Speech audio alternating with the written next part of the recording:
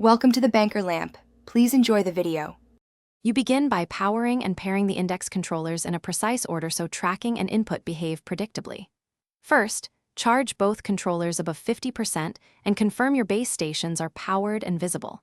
Next, open Steam VR and install any controller firmware updates. This fixes many tracking quirks. Once done, put a controller into pairing mode by holding System plus menu until the LED blinks, then complete pairing in Steam VR. Repeat for the other controller, and make sure Bluetooth remains enabled during the process. Once paired, you move to spatial setup and precise calibration so tracking becomes reliable.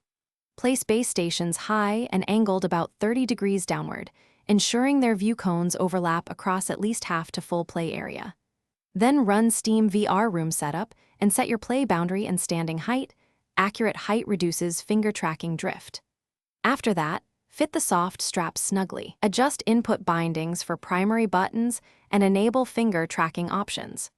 These steps reduce occlusion and give you consistent hand position and gesture response.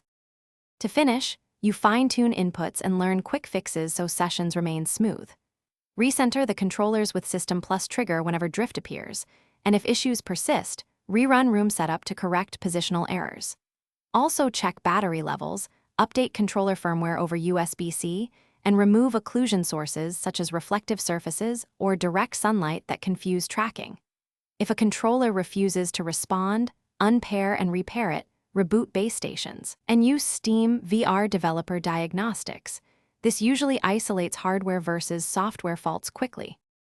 Thanks for watching. If this was helpful, leave a like and consider subscribing. See you next time.